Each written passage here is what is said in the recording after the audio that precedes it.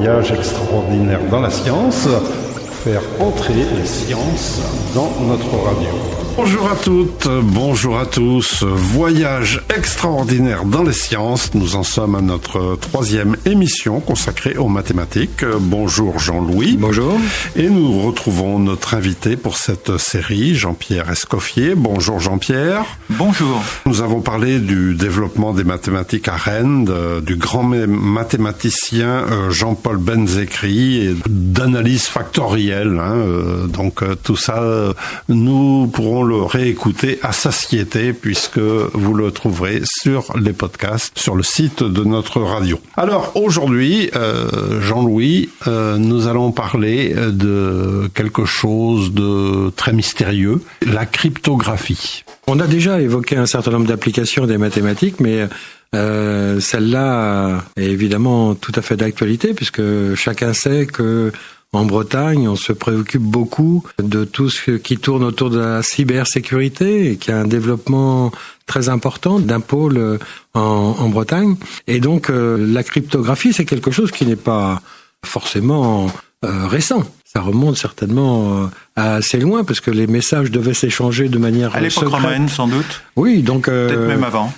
Mais alors, les mathématiques dans cette cryptographie, elles jouent un rôle central, non ? Elles jouent un rôle central, mais depuis très peu de temps. La cryptographie, pendant longtemps, a consisté à utiliser des trucs pour dissimuler des messages. Le premier, c'était celui de Jules César, qui décalait les lettres de son message de 3 dans l'ordre alphabétique, comme on l'a vu dans le fameux film L'Odyssée de l'espace. Le grand ordinateur s'appelle HAL. Et HAL, H-A-L, c'est IBM à un cran près. Donc le système de Jules César, c'était ça. Bon, ça c'était très ancien. Qu'il ait été solide, ça m'étonne vraiment beaucoup. La seule chose, c'est qu'il y avait peu de gens qui écrivaient à l'époque. C'est peut-être pour ça qu'il a été utilisé. Bon. Et puis, les gens se sont aperçus qu'en mélangeant toutes les lettres, en conservant soit la mémoire de la façon de les mélanger, mais en mélangeant toutes les lettres de l'alphabet et puis en transcrivant le message avec l'alphabet transformé, ça donnait des choses nettement plus difficiles. Mais l'arabe Al-Kindi a dit « Donnez-moi la fréquence des lettres dans telle langue et je vous traduirai tout de suite tous les messages que vous voulez. » Et on repère en français, on repère par exemple le « e » parce que c'est la lettre la plus fréquente. Et une fois que vous avez repéré le « e » dans un message qui est crypté de cette façon, tout le reste vient sans problème. Il y a un texte d'Edgar Poe, le Scarabée d'or, où il y a un truc de cryptographie comme ça. Le héros découvre d'abord le E, parce qu'il est bien plus nombreux que toutes les autres lettres. Immédiatement après, il voit qu'il y a 2 lettres qui sont devant, qui se répètent un certain nombre de fois, donc ça lui donne THE, et puis ça continue, et puis avec des petites observations comme ça. Donc la cryptographie, ça a toujours été des trucs comme ça, qui étaient solides pour celui qui l'inventait, qui prétendait que jamais personne ne trouverait son système. Et puis, quelques années plus tard, ou quelques semaines plus tard, il y avait quelqu'un qui disait « Mais ce truc-là, c'est de la foutaise, mais j'en ai un autre bien, bien mieux, et que celui-là, personne ne réussira à découvrir. » Il y a des épisodes extraordinaires, comme le disque d'Alberti, où il utilise un disque avec 2 couronnes. Les lettres qui se font face sur les 2 couronnes sont celles que... l'une, c'est la lettre du texte, l'autre, c'est la lettre par laquelle on va la remplacer. C'est des systèmes qui paraissaient excellents, et puis... un petit peu d'astuce permet de les décrypter. La cryptographie mathématique n'arrive finalement qu'en 1976-77 avec les Américains, Diffie et Hellman, et puis avec les gens qui ont donné leurs initiales au système RSA.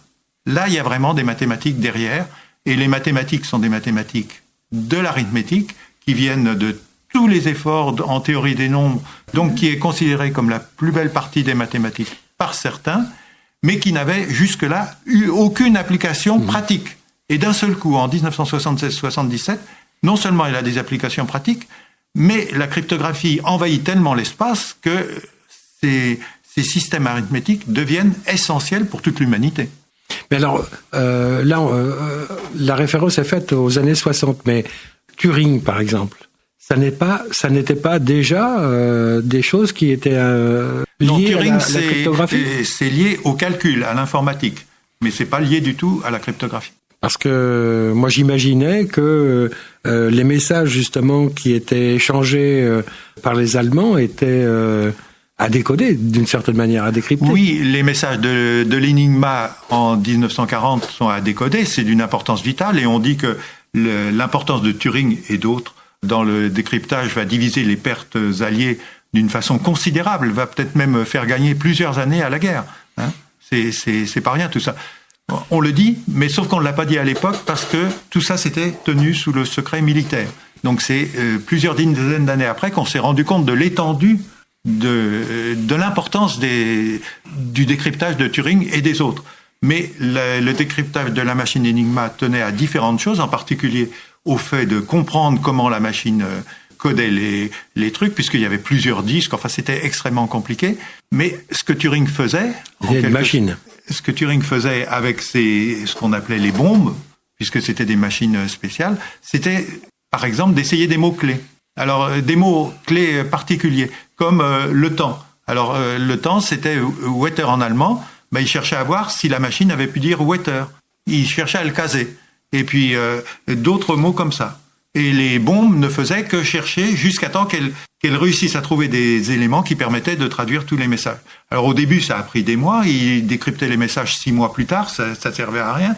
Et puis à un moment, ils avaient tellement bien compris qu'ils décryptaient très très vite. Tout ce qui tourne autour de cette question-là, est-ce que finalement, il y aura toujours du nouveau? Parce qu'il y aura toujours la possibilité que quelqu'un décrypte. Est-ce que c'est une machine il va se renouveler en permanence ou est-ce qu'on arrive à des limites? Edgar Poe, dans le Scarabée d'or que j'évoquais, faisait dire à son héros que toute l'ingéniosité humaine finira toujours par décrypter quelque chose que l'ingéniosité humaine aura conçu. Hein, c'est Baudelaire qui traduit. Mais en fait, avec les méthodes depuis 1977, on a des systèmes où, bien sûr, il faut augmenter la taille des nombres qui interviennent parce que les ordinateurs font des progrès, mais autrement, le système en lui-même semble excellent et personne n'a trouvé de moyen de le casser, autrement que la force brute. Alors, il y a un autre aspect qui est connexe, je dirais, à tout ça, c'est que lorsque on a des données qui sont cryptées, qu'on les décrypte, quand elles sont décryptées, elles ne sont plus protégées. Et donc, il y a toute une autre famille de pensées qui vient se greffer à ce moment-là dessus, qui est ce qu'on appelle le tatouage, et qui est ce qui était évoqué tout à l'heure au début, c'est-à-dire des messages cachés, en fait, dans des messages sur des parchemins avec de l'encre sympathique, comme on disait. Oui. Je ne sais pas si elle était vraiment sympathique, mais on l'appelait comme ça. Et donc, il y a un autre volet à cet aspect cryptographique qui est aussi ce qu'on appelle le tatouage. Et qui ne répond pas aux mêmes besoins. Hein. Non, bien sûr, mais c'est autre chose que la cryptographie. Il y a des trucs, il y a des algorithmes, mais c'est pas de la cryptographie. C'est pas mathématique. Tout à fait. Alors, cryptographie, prenons un autre exemple, météorologie. Oui, mathématiques et météorologie. Est-ce que ça a un sens? Ah oui, énorme. Mais les prévisions météorologiques ont intéressé les gens depuis longtemps. Au XVIIIe siècle, par exemple, Lavoisier prenait des relevés tous les jours des températures, des choses comme ça. Mais il ne faisait pas vraiment de prévisions. Les prévisions sont devenues nécessaires au moment de la guerre de Crimée, parce qu'il y a eu une tempête qui a fait je ne sais combien de morts. C'était quelle année 1855, ça. À un an près. Donc, la tempête a détruit toute une partie de la flotte qui était aux abords sur le théâtre d'opération. Et les gens ont cherché à comprendre. Et c'est Leverrier, le grand astronome français, qui a réussi à retracer le parcours à travers l'Europe d'une tempête. Et ça a conduit à créer les premiers réseaux météorologiques qui ont commencé à communiquer entre eux avec le télégraphe qui venait d'être inventé et dont les lignes commençaient à parcourir toute l'Europe. Et puis, il y a des gens qui ont commencé à trouver des lois de la météorologie, comme Buis-Ballot, comme au début du XXe siècle, c'était Bjerknes, c'était en Norvège qui était le centre des études météorologiques. Mais tout ça, c'était des observations à partir de ce qu'on voyait dans le ciel, des observations humaines qui essayaient de prévoir le temps qu'il allait faire. Il y avait des méthodes plus ou moins élaborées, mais... Il n'y a pas de mesure, c'est ça que vous nous dites? Il y avait des techniques, il y avait des observations, il y avait un navire au centre de l'Atlantique qui, de temps en temps, disait ce qu'il voyait passer, ou des choses comme ça. la météorologie mathématique n'était pas encore née. Il y a des choses qui vont motiver les Américains pendant la Seconde Guerre mondiale, en particulier un typhon à la fin de la guerre, qui va bousiller toute une de leurs flottes avec je ne sais combien de centaines d'avions, et de dizaines de bateaux détruits ou endommagés et de marins tués. Donc l'armée américaine demande à ce qu'on trouve des choses plus élaborées. Et puis à ce moment-là, il y a d'autres domaines qui vont converger. On essayait depuis très longtemps de mieux orienter les tirs des canons, depuis Euler ou des gens comme ça, au XVIIIe siècle. Et puis on essayait de calculer les trajectoires. Et puis on n'y arrivait pas parce qu'on fabriquait sans arrêt des nouveaux matériels, en particulier au début de la Seconde Guerre mondiale, et on n'avait pas de table d'artillerie pour guider suivant l'humidité, suivant le vent, suivant le relief, suivant ceci, suivant cela. On n'y arrivait pas. Et on a construit les premières machines électroniques. À partir de ça, le premier ordinateur, sa raison d'être, c'est de construire des tables d'artillerie. Et von Neumann, qui est un des plus grands mathématiciens du XXe siècle, intervient là-dedans d'une façon tout à fait fortuite parce qu'il rencontre une des personnes qui s'occupe de ça sur le quai de la gare d'Aberdeen, et puis il commence à discuter avec, et puis il commence à avoir ensuite des idées, il va construire le père de quasiment toutes les générations d'ordinateurs qui vont suivre, et en 1952, ils vont se réunir à quelques-uns, un groupe de spécialistes, avec le nouvel ordinateur, avec des observations dans les États-Unis, en essayant de calculer. Et ils vont réussir pour la première fois à calculer une prévision à 24 heures. Il y a 12 heures de calcul, je crois, et ensuite la prévision est sur 24 heures. C'est la première prévision météorologique sur ordinateur, et ensuite on sait combien ça s'est développé. Il y a eu les satellites météo qui fournissaient des données, et maintenant les satellites ont des données qui viennent du monde entier. C'est très difficile, très compliqué. Il y a des algorithmes, d'abord parce que les données du monde entier n'arrivent pas de partout pareil. Les données sur l'Antarctique sont très rares. Il faut reconstituer des données homogènes sur toute la sphère terrestre, et puis ensuite les traiter, les calculer, et puis faire passer des gens tout de même pour dire oui, l'ordinateur a bien travaillé. Par exemple, la tempête de 87 n'avait pas été vue par les Anglais, alors qu'elle avait été vue par les Français, parce que l'ordinateur n'était pas prêt à dire va y avoir une tempête épouvantable. Et il fallait un météorologue pour le dire. Les mathématiques sont au cœur du sujet, mais il y a aussi un aspect modélisation dedans, c'est-à-dire il y a des hypothèses qui sont construites. Ah, c'est constant, oui, c'est énorme tout ça. C'est un sujet énorme. Ça mélange quoi? Ça mélange la mécanique des fluides, ça mélange des phénomènes physiques extrêmement complexes. Actuellement, je crois, la modélisation de l'atmosphère tient compte de la température, de l'humidité, de la pression et de tas de choses comme ça. Mais il faut voir que déjà sous von Neumann, il y a un modèle à 2 couches initialement, 2 couches d'atmosphère, pour avoir des choses qui se passent en altitude. Et il passe immédiatement à un modèle à 3 couches d'atmosphère, parce que c'est pas suffisant. Maintenant, je crois qu'il y en a une 50aine dans les modèles actuels, avec des carrés qui sont tout petits, des carrés plus gros, des carrés encore plus gros. Il y a différents types de grilles pour faire des algorithmes de différentes sortes, pour affiner les prévisions. Et l'interaction, je suppose, entre la mer et puis l'air joue aussi un rôle très, très important. Et on peut imaginer d'autres modèles aussi pour les courants marins, pour... Je suis sûr que tout ce que vous dites est dans les problèmes de la météorologie, mais je ne suis pas spécialiste.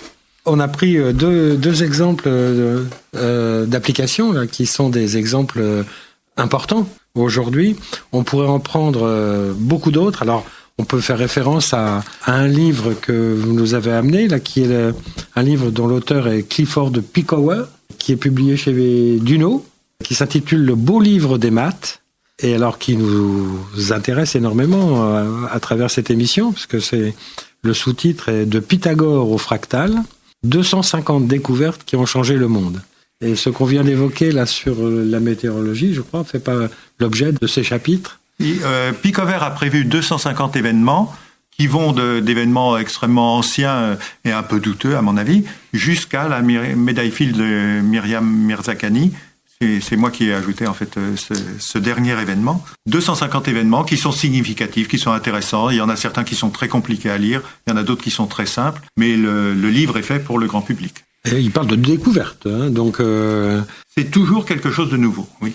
Voilà, eh bien, on va terminer sur cette recommandation bibliographique. On s'est aperçu là quand même que mathématiques et littérature, mathématiques, on a parlé d'Edgar Poe, linguistique. On a parlé de linguistique dans l'émission précédente, de Corneille, de Racine, etc.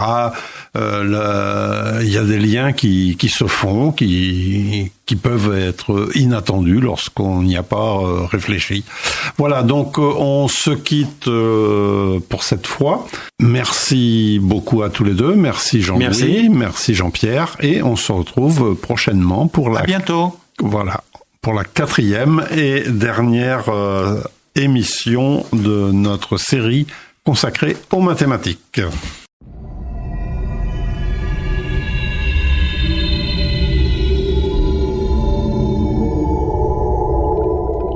Voyage extraordinaire dans la science, faire entrer les sciences dans notre radio. Bonjour à toutes, bonjour à tous, nous voici donc réunis pour la dernière émission des voyages extraordinaires dans les sciences consacrés aux mathématiques. Bonjour Jean-Louis. Bonjour Félix. Et donc nous sommes toujours avec Jean-Pierre Escoffier, mathématicien. Bonjour Jean-Pierre. Bonjour à tous et à toutes. Alors nous avons parlé la dernière fois de quelques applications des mathématiques, en particulier donc à les applications pour la cryptographie, pour la météorologie. Et nous avons eu la belle surprise de voir que mathématiques et littérature, mathématiques et histoire sont loin de s'opposer. Tout cela, ça fait plus que bon ménage. Moi, j'aimerais bien qu'on parle un peu des prix, peut-être, parce que ça fait partie de ce qu'on entend quand même. Oui, surtout, oui, il y a un prix dont on entend. Alors oui, la médaille Fields fait partie de ceux qui marquent la discipline et marquent chaque année la communauté des mathématiciens. Si je peux me permettre, on n'en parle pas depuis si longtemps que ça. Ça fait une vingtaine d'années que la médaille Fields était à peu près connue du grand public. Avant, oui. On parlait prix Nobel et rien d'autre. C'est vrai, alors. Il n'y a pas de prix Nobel en mathématiques, puis il y a d'autres disciplines dans lesquelles il n'y a pas de prix Nobel, et on a toujours considéré la médaille Fields comme un peu l'équivalent du prix Nobel. C'est pas tout à fait, je crois, l'esprit, parce que les médailles Fields couronnent des jeunes chercheurs. Moins de 40 ans. Moins de 40 ans. Oui, et alors, on a la surprise quand on regarde la liste des lauréats de voir essentiellement des hommes. C'est quand même assez étonnant parce que quand je vais à l'IRMAR, par exemple, je monte les escaliers et je vois des portraits de femmes quasiment à toutes les marches. Alors, des noms que je connais pas forcément, bien entendu, mais moi non plus. Ça m'interpelle puisque elles seraient quasiment invisibles en mathématiques. C'est important de montrer que maintenant, il y a des femmes chercheurs de très très haut niveau qui ont, il y en a une qui a eu la médaille Fields il y a quelques années, là, une iranienne. Il y en a une autre qui a eu le prix Abel là récemment. Ça montre que les femmes font aussi des mathématiques. Mais ça fait finalement relativement peu de temps qu'elles peuvent en faire. Les exemples du 17e, 18e, 19e sont extrêmement rares.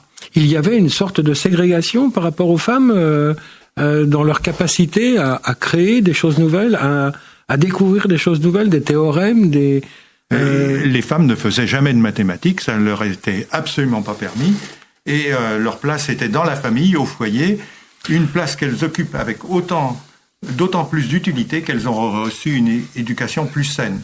C'était en 1880 qu'on disait ça. Et les gens le disaient avec une sorte de certitude, c'était... Tout le monde pensait ça. Tout le monde pensait ça. La bonne bourgeoisie du 19e siècle n'envisage pas que ces filles fassent des études, ça leur pourrirait le cerveau, leur place est au foyer. Oui, mais ça c'est pas seulement vrai pour les mathématiques, c'était aussi vrai de manière beaucoup plus générale. C'était vrai pour les sciences. Pour les sciences, elles faisaient un peu de littérature peut-être, elles avaient le droit de taquiner la muse.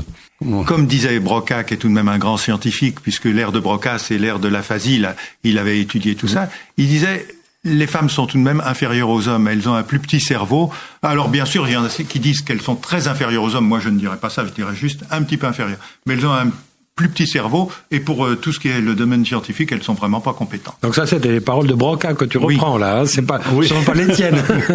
Pas vraiment, non. Alors, à partir de quel moment les choses ont changé? Eh ben, autour de 1900, les choses changent. D'abord, il y a quelques mathématiciennes remarquables. Il y a Sofia Kovalevskaya, ou il y a eu Sophie Germain avant, et il va y avoir Emmy Noether, et puis quelques autres. Il y a Marie Curie, qui est pas mathématicienne, mais ça fait rien.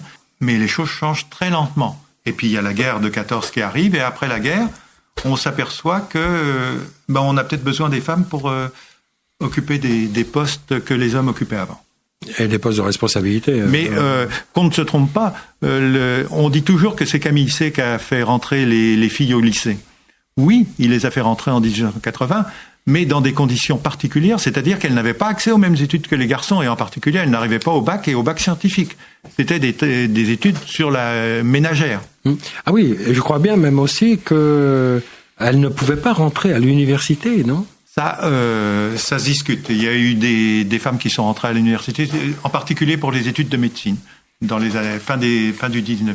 Alors aujourd'hui, quelle est la situation, finalement, entre les hommes et les femmes dans le domaine des mathématiques? Est-ce qu'un équilibre est en train de se créer? Comment est-ce qu'on... Sans doute, mais ça met du temps.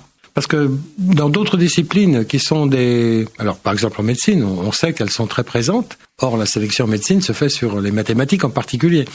Elles sont très présentes en biologie. Je mettrai un bémol pour la sélection par les mathématiques. J'ai vu des sujets de mathématiques qui sont aberrants. Il faut réciter tout par cœur.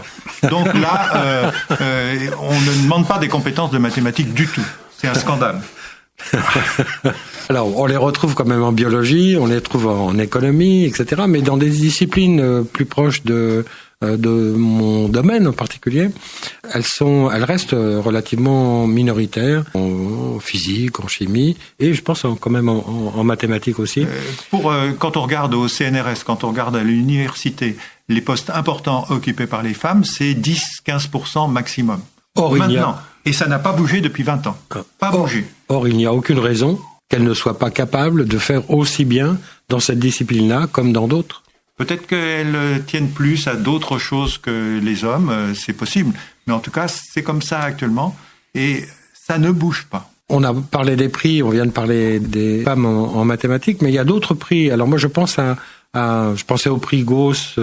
Il y a un autre grand prix que... Il y a le prix Wolf. Il y a plusieurs très très grands prix. Et il y a un grand prix qui a été créé il y a une vingtaine d'années sur le modèle du prix Nobel, avec un nom qui va très bien avec Nobel, c'est celui du mathématicien Niels Abel, qui est un type extraordinaire des années 1800-1830. Qui est allemand ? Norvégien. Il est mort de tuberculose en avril 1830, je crois, avec sa fiancée à ses côtés. C'était absolument tragique, j'en pleure encore. Donc il y a ce prix Abel qui a été créé, et le premier qui a eu le prix Abel, c'est Jean-Pierre Serre, qui est un des plus grands mathématiciens, lui aussi du XXe siècle, qui vit toujours à 90 ans, qui fait toujours des mathématiques à 90 ans, qu'on peut voir sur Internet, et il a des conversations avec d'autres mathématiciens. C'est passionnant. Alors, il y en a un autre qui fait partie de ceux que nous connaissons tous les deux, qui s'appelle Yves Meyer, qui est à l'Académie des Sciences, qui a reçu le prix Abel cette année ou l'année précédente. Je crois ne sais plus. En 2018, je crois.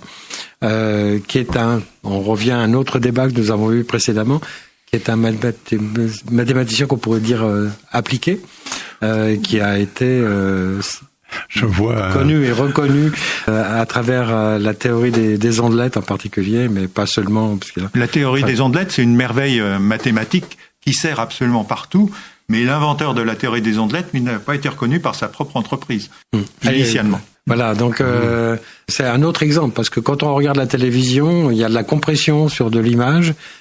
Les ondelettes permettent de faire de la compression, même si les temps de calcul militent souvent pour aller vers de la transformée de Fourier, qui est quand même un autre grand monsieur du point de vue du traitement du signal, du traitement d'image. Joseph Fourier, c'était un type... c'était pas le plus grand mathématicien du monde, mais son idée de décomposer tous les signaux en somme de sinusoïdes est absolument extraordinaire et porteuse d'avenir. On dit, par exemple, que les ordinateurs dans les années 70, quand ils faisaient des calculs et des algorithmes, la moitié du temps de calcul était basé sur des algorithmes qui venaient de Fourier. C'est tout de même extraordinaire. On ne se rend pas compte que des mathématiciens peuvent transformer comme ça notre vie de tous les jours, de cette façon. Oui, alors ça c'est un message qui est peut-être aussi très important, c'est qu'en fait, on vient de parler beaucoup des mathématiques. Dans les applications que l'on connaît, il y a aussi beaucoup de traitement du signal, donc qui me rapproche un peu. Mais en fait, donc tout ça c'est Fourier derrière. Oui, c'est essentiellement. Et donc les liens comme ça se font aussi entre disciplines. Il est assez étonnant d'ailleurs. On a parlé l'autre jour de l'analyse factorielle, de voir que l'analyse factorielle a trouvé des applications partout, y compris en traitement du signal, y compris en traitement d'image. Y compris en médecine, par exemple. Y compris dans des champs complets, la médecine, la biologie, etc. Et pour la médecine, on parlait de Fourier, et dans les IRM, l'analyse de Fourier est essentielle. Tout à fait. Là, on va retomber sur des algorithmes de reconstruction d'images, de formation d'images, etc. Alors, il y a aussi quelque chose. Avant de parler peut-être, d'évoquer un message peut-être pour les jeunes qui nous écoutent et les moins jeunes aussi. On apprend toujours à tout âge. Il y a la notion de beauté dans les mathématiques, dans ces espaces abstraits que on manipule des fois. Dans aussi la belle démonstration, la démonstration la plus remarquable d'un théorème donné. Est-ce que cette notion de beauté, quand on est mathématicien, moi je ne suis pas mathématicien, est-ce que cette notion de beauté, on la vit vraiment, c'est-à-dire on la vit surtout en lisant ce qu'ont fait les mathématiciens anciens, quand ils font rencontrer des choses a priori sans aucun lien, et puis que d'un seul coup on s'aperçoit que des deux, il y a une coïncidence, quelque chose qui naît, des résultats merveilleux qui naissent. On est ébloui, et tout mathématicien a cette notion de beauté dans son domaine, dans d'autres. Maintenant, créer soi-même la beauté, c'est nettement plus difficile que l'admirer chez les autres. C'est un peu le problème de tous les créateurs. Ça, on pourrait en dire, je pense, Jean-Louis, vous qui êtes aussi, en même temps qu'un scientifique, vous êtes écrivain, vous êtes poète. Il y a une sorte d'attraction et d'émotion. Ça, on parle de beauté, mais beauté, ça peut paraître un peu froid. Mais il y a aussi l'émotion que l'on atteint quand on arrive au bout de quelque chose. Et ça peut être une démonstration, ça peut être beaucoup de choses.